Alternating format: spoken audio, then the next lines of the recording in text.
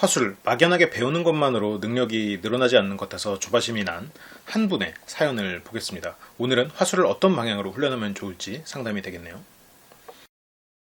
안녕하십니까? 화술 상담 진행을 맡고 있는 LBC 소장 임철웅입니다. 오늘 상담 내용부터 간단하게 읽고 진행을 해볼게요. 굉장히 기네요. 제가 손가락을 움직이는 게 보이죠? 공군에 복무하고 있는 22살 군인입니다. 화술 강좌를 끊임없이 녹화해 주시는 덕분에 강의를 매일매일 잘 듣고 있대요. 컨텐츠가 너무 좋다 이런 부분은 제외를 하고요. 우선 제 소개를 먼저 하고 싶네요. 저는 작년 11월에 입대, 복무가 1년 남았습니다. 그리고 군입대 전 취업 면접에서 계속 미끄러지고 대화에 한계도 많이 느꼈고 소신이 없었습니다. 그래서 전형 목표가 자존감을 높이면서 말을 잘하게 되는 것이 목표였습니다. 물론 그때도 유튜브에 화술을 자주 쳐봤지만 체계적이지 못한 동영상만 있었습니다. 그나마 찾아본 게 다른 분의 강의가 있었는데 어쨌건 올해 11월 때쯤에 제 강의를 보고 좀 해결이 되셨대요. 그러다가 이제 훈련을 시작을 하신 게 어떤 내용이냐면 5달 동안 하루 공책 한 페이지씩 꾸준히 일기를 썼고 그 과정에서 원인을 찾게 되었습니다. 왜 화술 강좌가 내게 필요한가? 제 의견은 한마디로 내가 생각하고 있는 것을 표현해내는 능력이 100점 만점에 10점. 게다가 표현해낼 때 성찰을 하고 써봤기 때문에 객관적으로 판단을 할 수 있었습니다. 글은 어느 정도 써냅니다. 하지만 말을 정말 못합니다. 그 이유를 생각해 보았더니 생각을 너무 많이 합니다. 나는 생각이 너무 많아 라는 책에 나오는 정신과잉인 사람처럼요. 그래서 고민이 3가지가 있대요. 첫 번째는 과정에 대한 고민이에요. 화술은 제 오랫동안의 고민거리였습니다. 해결을 못해서인지 옳은 방법을 찾았다고 확신하지만 욕망하고 있던 욕심 때문일까요? 진행하고 있는 제 과정이 선생님의 커리큘럼을 제대로 밟아가고 있는지 의문이 듭니다. 군대 아니어서 입대 자대에 들어온 순간부터 계속 똑같은 사람과 마주칠 수밖에 없습니다. 같은 대대 사람 70명 중에서도 말하기에 고민인 사람은 별로 없어 훈련을 같이 할 사람이 없습니다. 그래서 상담실에 혼자 가서 해보고 녹음을 합니다. 현재는 순발력 훈련만 하고 있습니다. 아직까지 미숙하지만요. 혼자 하고 있다 보니 혼자 겉돌고 있는 느낌이 강하게 듭니다. 두 번째, 관계의 문제입니다. 저희 가족은 대화가 없습니다. 어느 시점부터가 아니라 쭉 그래왔습니다. 그래서 수동적인 습관이 많이 배어 있습니다. 평소 친하게 지내다가도 연락을 먼저 해본 적이 없습니다. 해봐야 일이 관련된 것이었습니다. 아무런 이유 없이는 적금해선 안 된다는 게 뿌리 깊게 박혀 있습니다. 낯선 사람에게 거리낌 없이 말은 할 수 있지만 어떤 식으로 어떻게 이어나갈지가 두려운 원인입니다. 그와 더불어 저는 지금 군대에 있습니다. 새로운 관계를 계속 이어나가고 싶지만 휴가를 나가면 모르는 사람들과 마주칠 건덕지가 없습니다. 군대 안에서는 생활을 열심히 하는 편이었지만 과묵한 성격으로 굳어져 있습니다. 화술을 계속 적용해 나가고 있지만요. 세 번째, 실용의 문제입니다. 발표를 정말 못합니다. 왜냐하면 저는 단계별로 구성과 구성을 이어나가는 게 아니라 브레인스토밍처럼 말할 때 여러 가지가 생각납니다. 말을 하다가도 새길로 빠지고 갑자기 다른 말을 합니다. 그래서 논리적으로 잘 말하지 못하는 편입니다. 그리야 탈고가 가능하지만 말은 즉흥성이기 때문에 발표를 하다가도 스스로 끊고 어디까지 했는지 모르는 경우가 태반입니다. 공포증이라기보단 초등학교 때부터 뿌리 깊게 박힌 습관이라 어떻게 해야 할지 모르겠습니다. 제 고민에 상담 좀 부탁드려도 될까요? 항상 감사드립니다. 라고 보내주셨어요. 굉장히 길고 성의 있는 사연이네요. 하지만 보내주신 날짜에 비해서 제가 상담이 너무 늦어서 죄송합니다. 제가 강의를 이것저것 준비하고 개인적인 사정상 늦어졌다고 변명을 해봅니다. 그러면 고민 3가지에 대해서 집중을 한번 해보자고요. 첫 번째 이제 과정의 문제라고 시작을 하셨어요. 본인이 옳은 방향을 찾고 있고 가고 있는 건지 의문이 든다고 하셨는데 먼저 결론적으로 말씀드리면 방향을 조금 수정하실 필요가 있다라는 말씀을 먼저 드리고 싶어요.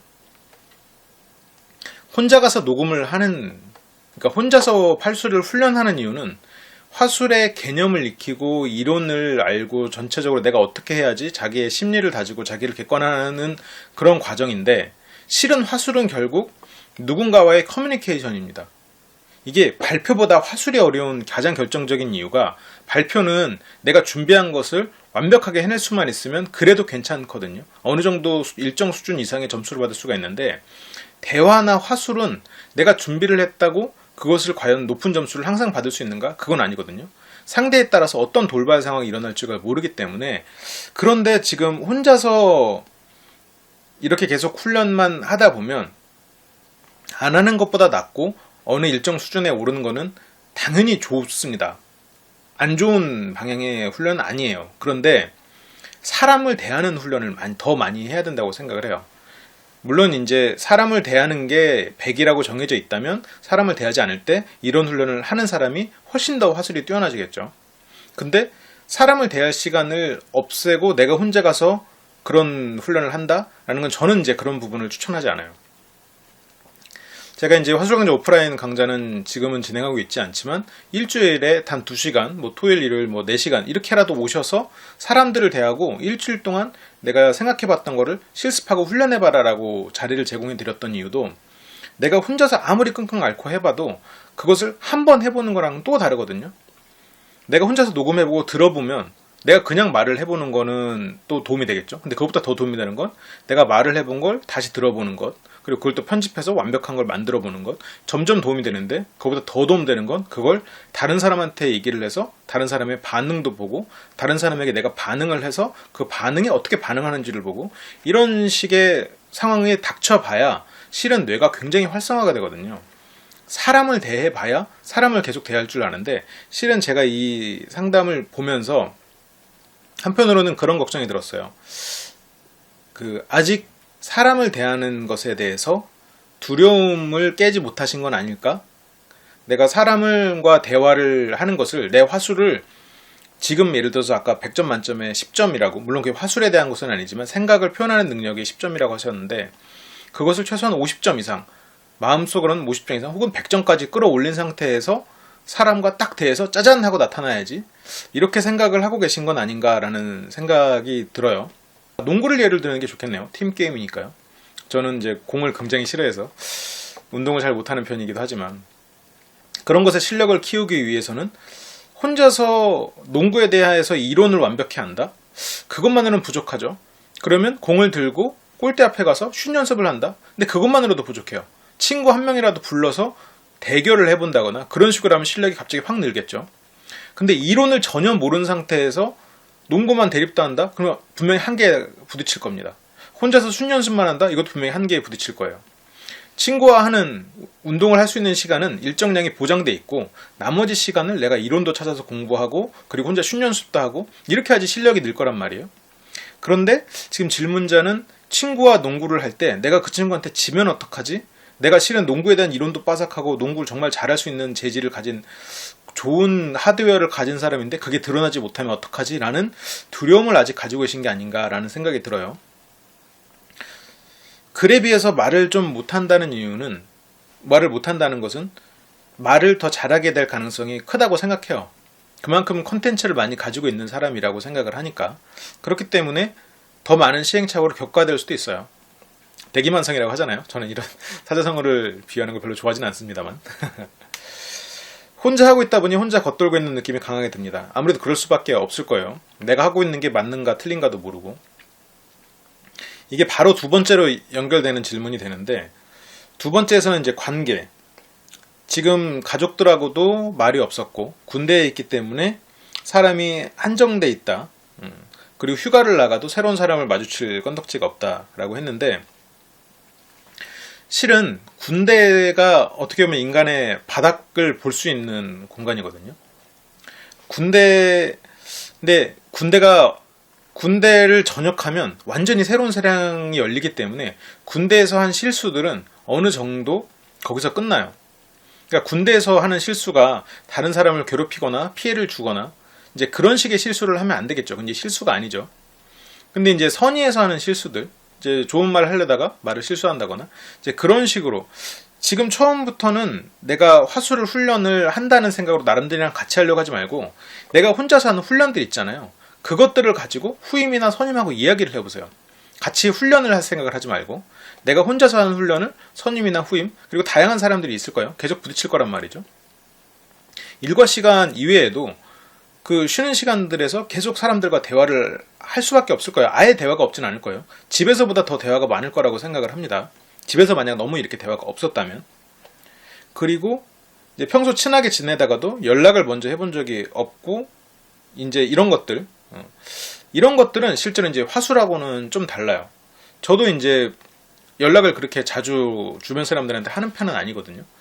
왜냐면 제가 이제 주변 사람들한테 차가워서 그런다기보다는 저는 집 밖에 나가는 걸 별로 이렇게 선호하지 않아요. 제가 이제 언젠가 다른 영상에서 말했을 수도 있겠지만 저는 좀 내향적인 사람이라 좀 혼자서 책 읽고 글 쓰고 이렇게 하는 거를 좀 더 그런 거에서 에너지를 얻는 사람이죠. 사람들을 만났을 땐 제가 가진 에너지를 쏟으면서 서로가 즐거운 거고.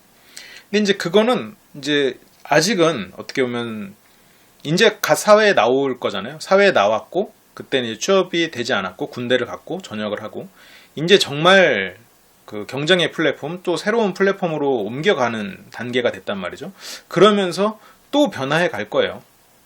왜냐하면 고등학교 때까지는 어차피 정해진 한정된 사람들만 만나잖아요. 한 반의 친구들. 우리가 이제 전학을 가면 막 울고불고 한단 말이에요. 예를 들어서 초등학교, 뭐 중학교, 고등학교 때. 고등학교 때는 울지는 않겠네요. 초등학교, 중학교 때. 전학 가면 울고 그런 이유가 뭘까요? 전학 가면 못 봐요. 거의 못 본다고 봐야 됩니다. 왜냐하면 우리는 수동적인 인간관계를 유지를 했기 때문에. 어린 시절에는 내가 능동적으로 인간관계를 유지하기 힘들어요. 근데 대학에서 내가 대학을 그만두고 다른 대학에 편입할 때 원래 대학의 친구들하고 울고 불고 안 해요. 왜냐면 연락하면 되니까. 하다못해 뭐 이민까지면 좀 연락하기 힘들겠지만 뭐 다른 지역으로 이사가는 동네 친구 뭐 20살 30살 이때 그 친구들한테 이사가면서 서운해서 뭐 술 한잔은 기울일 수는 있겠지만 울고불고 안 합니다. 왜냐면 능동적인 인간관계를 유지하기 때문에. 근데 지금은 이제 고등학교를 졸업하고 군대를 가서 어떻게 보면 수동적인 인간관계의 세월이 더 길었기 때문에 아무래도 그런 부분에 있어서 능동성을 발휘하기가 약할 수 있어요. 이런 부분에 있어서 잘하는 친구들도 분명히 있습니다. 근데 본인이 그런 부분을 못한다고 그래서 본인이 나는 원래 그런 사람이야는 아니에요. 실제로 고등학교 때 어차피 학교 가면 보는데 누가 뭐 굳이 나서서 연락을 합니까? 뭐 좀 이렇게 놀기 좋아하는 친구들이나 아니면 그런 친구들이 이제 연락을 하죠. 어떻게 보면 그런 친구들은 다수가 아니고 소수에 가까운데 그런 친구들이 더 연락하는 것처럼 보이니까 남들은 다 저러나 이렇게 느껴진 것 뿐이에요. 근데 이제 사회에 나오면 능동적으로 연락하는 사람들이 많아지는 건 사실입니다. 더 이제 그거는 이제 새로운 플랫폼으로 진입하면서 본인이 바꿔갈 부분이에요. 원래는 다 이렇게 연락을 안 하는 데부터 시작을 하는 거예요. 그러니까 이런 것에서 나는 그런 사람이라고 규정 짓지 마십시오. 그런데 이제 군대 안에서 생활을 열심히 하는 편이지만 과묵한 성격으로 굳어져 있다라고 했잖아요. 이거를 바꿔보십시오. 이거를. 아무 말이나 막 해보라는 말이 아니라 혼자서 화술 훈련을 했으면 이제부터는 혼자서 하는 화술 훈련은 누군가를 가정하고 이 사람한테 이런 조언을 해줘야지라는 생각으로 한번 해보는 거예요. 후임한테 한마디씩 조언을 할 수 있잖아요. 갈구란 얘기가 아니라 너는 이렇게 하면 좋을 것 같아 라는 식으로. 이제 그런 식으로 하나씩 뭐 그 사람들이 싫어할 수도 있어요. 처음엔 당연히 싫어하겠죠. 과묵한 사람이 갑자기 불러서 얘기를 하면 이 사람 뭐야 경계할 수도 있고. 그럼에도 불구하고 혼자서 하는 것보다는 더 좋아요. 뭔가 누군가를 대상으로 연습을 하고 그 사람한테 진짜 한번 얘기를 해보고 처음에는 어색하고 실수를 할 수도 있겠죠. 실수를 해서 나쁜 소리를 들어도 1년이면 끝나요. 1년이면 끝납니다. 그렇다고 그 사람한테 피해를 준 것도 아니고 물론 시간을 뺏어도 이런 사소한 피해라면 피해를 할 수 있겠지만 긍정적인 선의를 담아서 한번 훈련을 해보십시오. 그런 목적을 담아서. 그래서 훈련의 목적이 누군가와 대화가 돼야 된다고 저는 봐요. 이제 그런 식으로. 그래서 이 세 번째 문제와도 연결이 되는데 실용의 문제다. 발표를 정말 못한다라고 했는데 발표나 이런 것에서 말씀을 한 게 말을 하다가도 새길로 빠지고 갑자기 다른 말을 하고 이런 문제는 실은 굉장히 많은 사람들이 가지고 있어요. 얘기를 하면서도 계속 내가 무슨 얘기를 하고 있는지를 중심을 잡고 가야 되거든요. 저도 이런 제가 화술 강좌나 상담을 진행할 때 주제만 가지고 저는 처음에 이제 녹화를 시작을 해요. 제가 다른 대본이나 이런 게 없이 지금도 이렇게 상담만 딱 들고 하고 있거든요.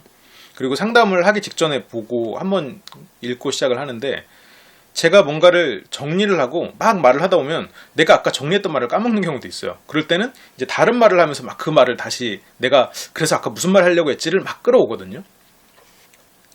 이런 식의 난감한 상황은 누구나 겪을 수 있는 거고 그런데 그런 난감한 상황을 겪었을 때 그냥 다른 말을 해버리는 사람 아니면 내가 무슨 말 하려고 했는지조차 잊어버리는 사람 상대가 하려고 했던 말을 가로막고 그냥 다른 말로 돌려버리는 사람 근데 이런 일이 반복되면 내가 어떠한 전하려고 했던 메시지나 이런 것을 쥐고 가는 능력이 약해져요. 내가 처음에 하려고 했던 말을 끝까지 해봐야 그게 능력이 늘어나거든요. 지금 여기서 같은 경우에는 본인이 모른다는 말이죠. 지금 갑자기 다른 말을 하고 논리적으로 잘 말을 못하고. 그래서 이런 부분의 훈련 같은 경우에는 제가 논리적으로 말하기 쪽에서 훈련 방법을 좀 많이 말씀을 드렸어요. 내가 말을 길게 해서 말을 못하겠으면 말을 짧게 하는 게 하나의 방법이고요. 그리고 두 번째 방법은 서론, 본론, 결론을 자꾸 이렇게 짜서 말하는 것. 근데 서론, 본론, 결론도 너무 길게 해버리면 못 짜겠죠.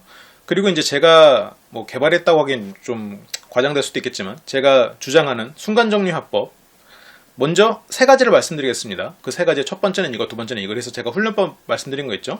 그걸 가지고 한번 훈련을 해보세요.